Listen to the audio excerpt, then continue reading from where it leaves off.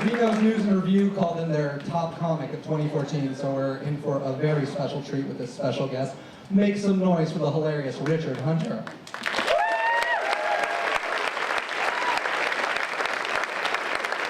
What's up, Cobbs Comedy Club? How we doing? Good to see you. It's good to be in San Francisco.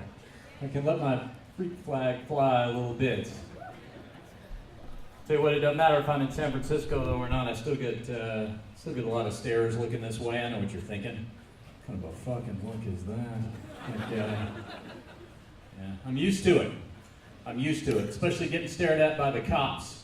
Cops, you look this way, the cops want to profile you. You know what I mean, black dude? I'm with you. Especially when they pull you over, what happens? They always want to search the car. So that's why I prepare for them with a wide selection of cop-themed gay porn I keep in my trunk.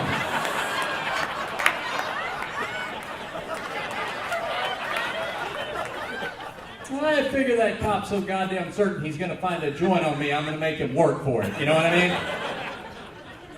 Oh, I'm kidding. I'm straight, kind of. I just got a new girlfriend, very excited about. I'm excited because she doesn't want kids. And when you're a guy like me that doesn't want kids, finding a girl that doesn't want kids is like finding a unicorn galloping through a field of estrogen. They're very rare. I knew I was in love when we were in the car one day and she told me that we needed to stop by the drugstore because she had to pick up her Every Child Left Behind pills.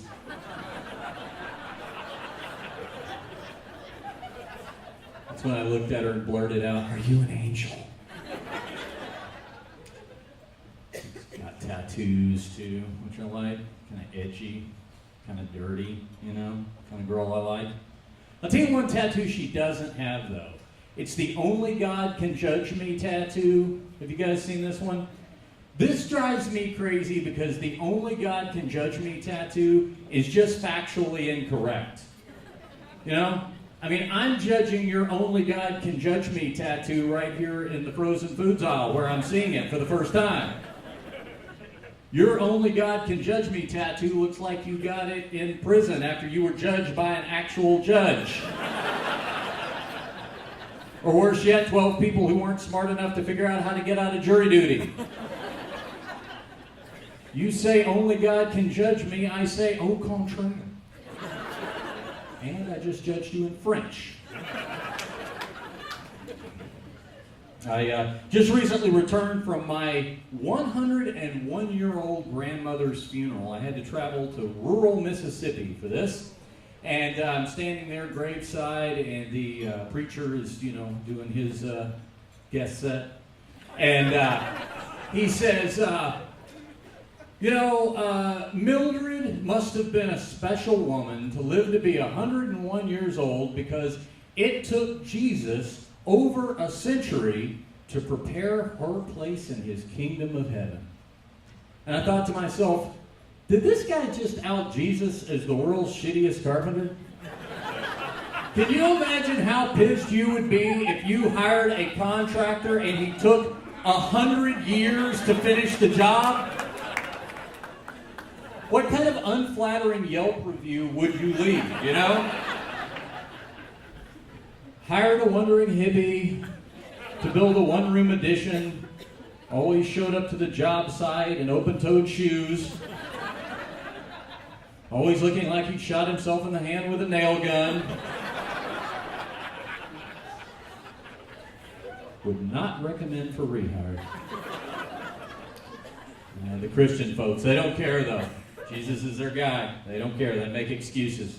Any excuses for him. A couple of years ago, there was a plane crash. It was an international flight.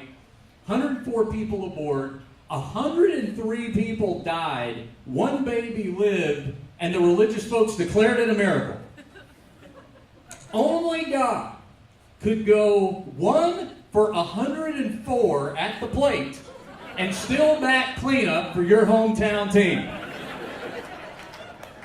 You try going home tonight and telling your wife that you fucked a whore 103 times, but on the 104th such occasion, thought better of it, And that is a symbol of your undying love for her.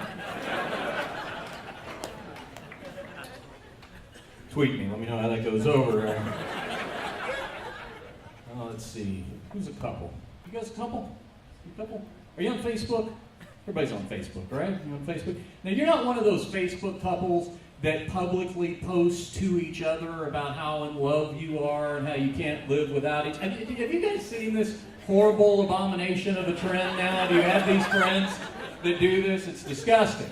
Listen, do me a favor. Next time you see that occurring, leave them a couple of comments. Something along the lines of, I'm glad to see that the two of you could finally work through your problems. Denise and I had a great time swinging with you guys last weekend. Bring those folks back down to reality, you know what I mean? What about Instagram? You guys on Instagram? People are on Instagram? Yeah. Instagram is the shitty neighborhood of social media. It is the Section 8 housing of the internet. Let me tell you, there is some ghetto shit on Instagram.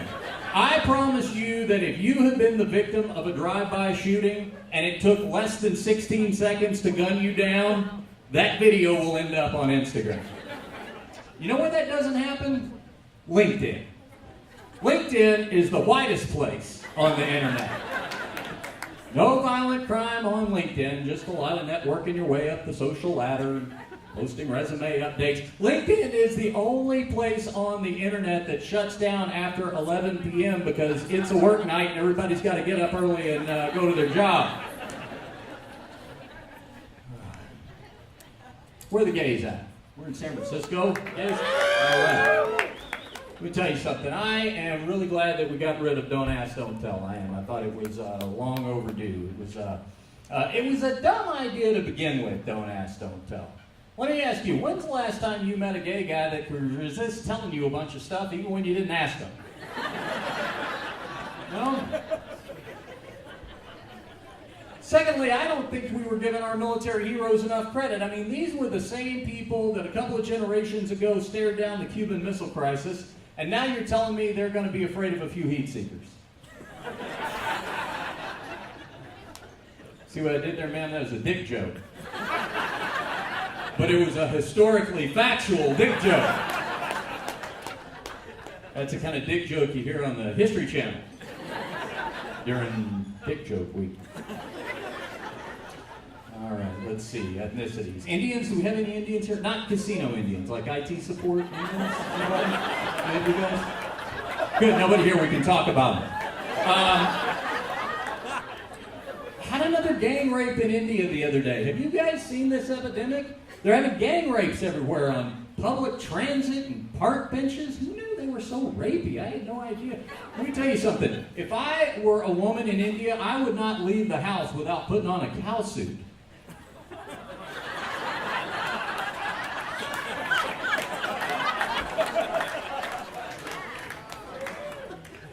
Sparks always has such a smart crowd on everything he shows. Thank you. All right, double or nothing. Where are the Mexicans?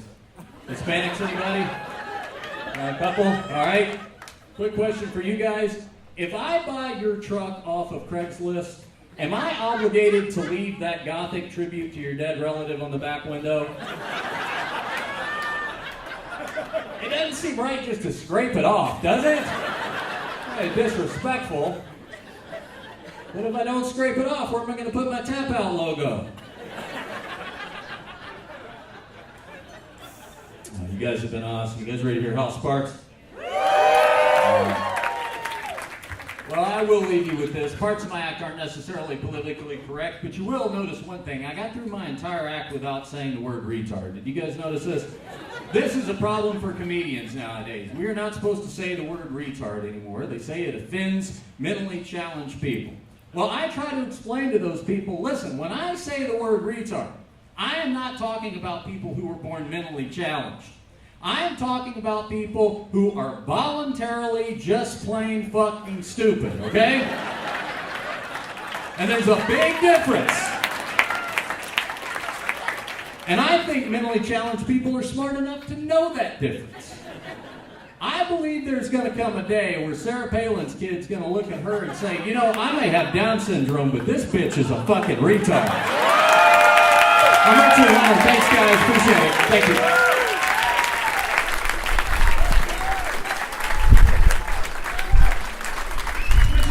Keep it going.